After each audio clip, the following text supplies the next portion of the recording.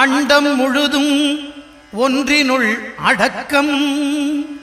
அதுவே ஆனைமுகமெனும் ஓங்கார விளக்கம்.